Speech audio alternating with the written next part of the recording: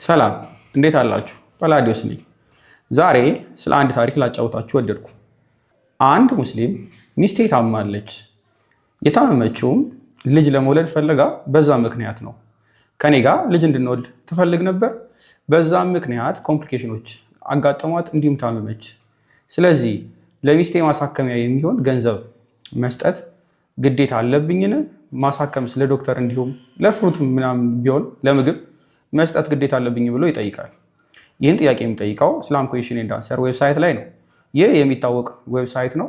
የእስልምና ሊቃውንት በሙሉ ያሉበት ከአራቱ መዛቦች ወይም ደግሞ ትምህርት ቤቶች ከማሊኪ፣ ሻፊ፣ ሐንበሊ እና ሐነፊ ስኩል ላይ ያሉትን በሙሉ ሰብሰብ አድርገው የጋራውን ሀሳብ የማጆሪቲ ወይም ደግሞ የበለጠውን ሀሳብ እያመጡ መልስ የሚመልሱበት ዌብሳይት ነው። እዛ ዌብሳይት ላይ ጥያቄውን እንዲህ ያስቀምጣል። ኢፍ ኤ ዋይፍ ፎልስ ኢል ይላል። ሚስት ብትታመም ዌዘር ቴምፖራሪ ኦር ክሮኒክሊ ጊዜያዊ የሚሆነ ደግሞ ቆየት ያለ ጠና ያለ ህመም ቢሆን ኢዝ ዘ ሀዝባንድ ኦብሊጌትድ ቱ ፔይ ፎር ሄር ሜዲካል ኤክስፐንስስ ብሎ ያስቀምጣል። ባል ወይም ደግሞ ባለቤቷ አጋሯ ለሚስቱ የህክምና ወጪ መክፈል ግዴታ አለበትን ብለው ይጠይቃሉ። ምክንያቱም ብለው ወይም ደግሞ እንደ ኤግዛምፕል ያስቀምጣል። ምንድን ነው ይህ ኤግዛምፕል? ኢፍ ሺ ዋንትስ ቱ ሃቭ ችልድረን ብሎ ያስቀምጣል። ልጅ መውለድ ብትፈልግ and is suffering from problem in that regard ብሎ ያስቀምጣል። ልጅ ከሆነ is it religiously obligatory for him to work with her in her treatment ብሎ ያስቀምጣሉ። እሷን ለማሳከም አውራት ሊሰራ ይገባልን? ግዴታው ነው። including what should a woman who has no money and whose husband does not give her any money to save do if she falls ill and wants to treatment ብሎ ያስቀምጣል። ይህ ማለት ምንድነው? ሚስት ባትሰራ ስራ ባትሰራ ወይም የቤት እመቤት ብትሆን ባልየው ምንም የማይሰጣት ቢሆንና ብትታመምበት ለመድኃኒት ግዴታ የማሳከም ኃላፊነት አለበትን እሷን የማስታመም ብሎ ይጠይቃሉ። መልሱን እንዲህ ያስቀምጣሉ። ከአራቱም መዛቦች ወይም ትምህርት ቤቶች ወይም ደግሞ የእስልምና ሊቃውንት ከሚወጡባቸው ሐነፊ፣ ማሊኪ፣ ሻፊ እና እንዲሁም ሐንበሊ ተሰባስበው የተናገሩት ንግግር እንዲህ ነው ብሎ ያስቀምጣል። The majority of jurists from the four schools of jurisprudence hold that a husband is not obligated to pay for his wife medical expenses ብሎ ያስቀምጣሉ። አንድ ባል አብዛኛዎቹ ሊቃውንት በተስማሙበት መሰረት ለሚስቱ ማሳከሚያ የሚሆነውን ገንዘብ ለሕክምና ውጭ የሚሆን አለመክፈል ይችላል፣ ግዴታው አይደለም ብሎ ያስቀምጣሉ። እንደውም ማብራሪያ ይሰጣል። some of them reason that this is not a normal necessary need ይህኛውን አንዳንዶች ኖርማል አይደለም፣ ጤናማ አይደለም፣ አስፈላጊ ነው ብለው ሲያስቀምጡ ግዳጅም ነው በማለት ያስቀምጣሉ። አንዳንዶቹ ግን በተቃራኒው ባል መክፈል ያለበት ለሚስቱ ለምግብና ለመጠጥ ምናምን ነው፣ እሱ ከዛ ውጭ ያለው ለሕክምና መክፈል አይጠበቅበት ብለው ያስቀምጣሉ።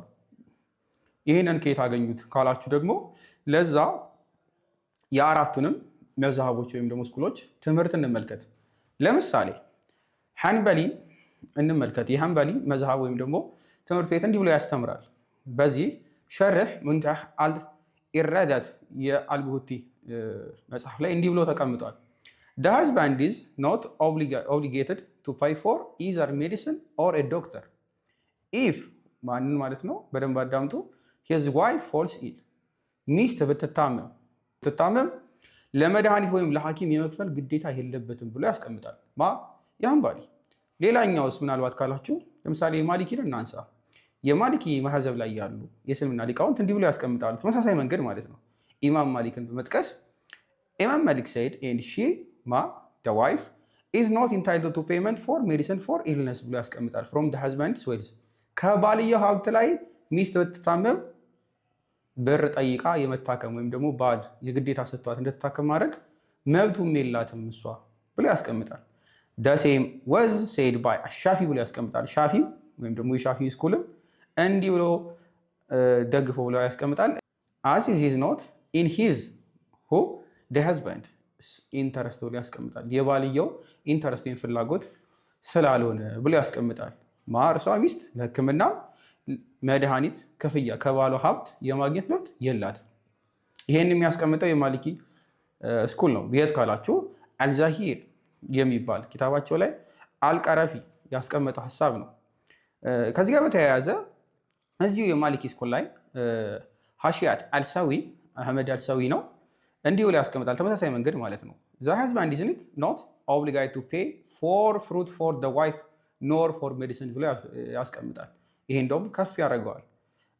አልሳዊ ከፍ በማድረግ ለሕክምና ብቻ ሳይሆን ለፍራፍሬም ቢሆን አንድ ባል ለሚስቱ የመክፈል ግዴታ የለበትም። ብትታመም ሙዝም ብርቱካንም አድርገው በሚስትየዋ እንድታጋግም የማድረግ ፍላጎት ከሌለው አለመክፈልና አለመግዛት መብቱ ነው ብሎ ያስቀምጣል ማለት ነው። በደንብ አዳምጡ። አለመክፈል መብቱ ነው።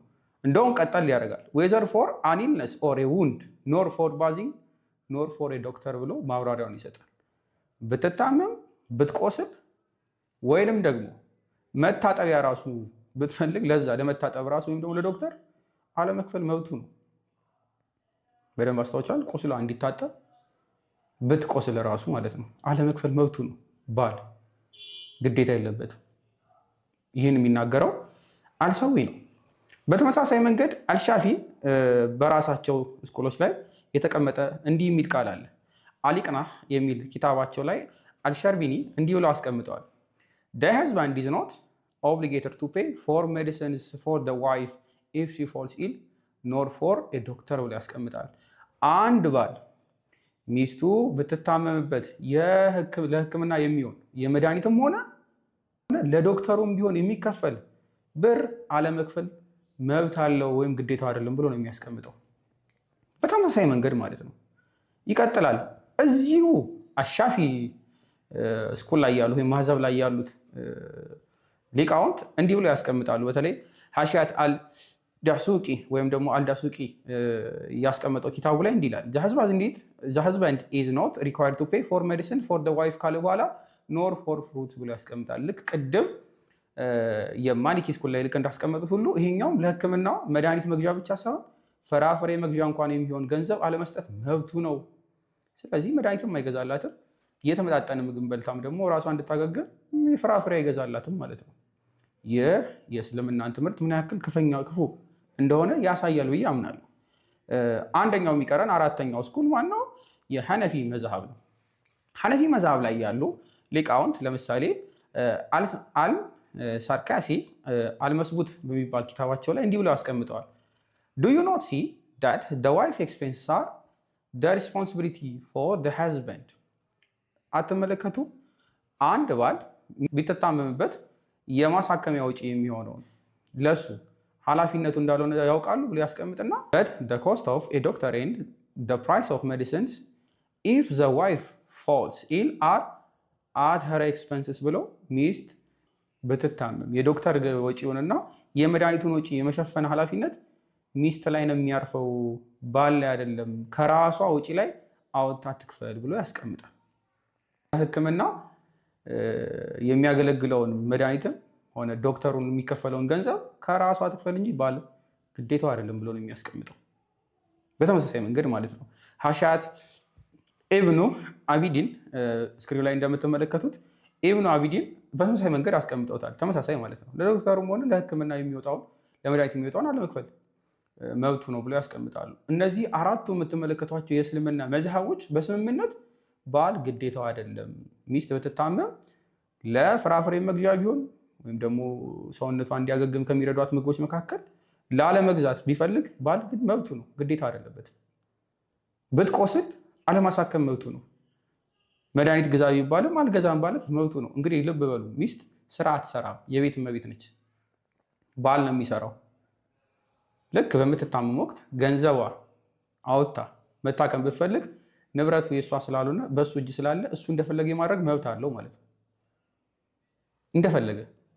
ስለዚህ አንድ ባል በተለይ የሙስሊም ባል ሚስቴን አላሳክምም ካለ ታማ ማቃ ትሞታለች ማለት ነው እዛው አልጋዋ ላይ፣ ምክንያቱም መብቱ ስለሆነ። በመቀጠል ፈትዋ ላይ ተጠይቀው በተለይ ኢስላም ዌብ ላይ ተጠይቀው የፈትዋ 49804 ላይ እንዲህ የሚል ነገር ተቀምጧል። The doctrines of the Imam regarding the wife medical expense and medication የሚል ጥያቄ ተጠይቀዋል። የኢማሞቹ ሀሳብ ምንድን ነው?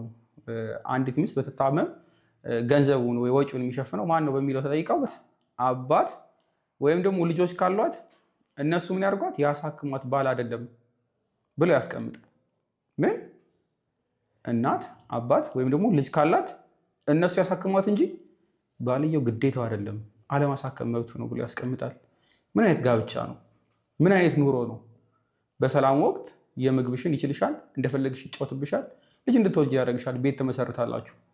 ልክ ስትታመሚ፣ ሲያምሽ፣ አልጋ ላይ ስትወድቂ፣ አደጋ ሲደርስብሽ፣ ያውም ደግሞ ልጅ መውለድ ፈልገሽ፣ ዘር መተካት ፈልገሽ፣ ያውም ለሱ ለባልሽ ልክ በተታመምሽ ወቅት አላሳክምም ካለ መብቱ ነው፣ ግዳጅ የለበትም። የወለዷት እናትና አባቷ ያሳክሟት እንጂ ማለት ምን ማለት ነው? ሙስሊሞች ራሳችሁን ጠይቁ። የሙስሊም ሴቶች ልትነቁ ይገባል። ይህ አንድ መነሻ ነጥብ ይሆናችኋል ብዬ አስባለሁ፣ እስልምና እንድትመረምሩ። አመሰግናለሁ።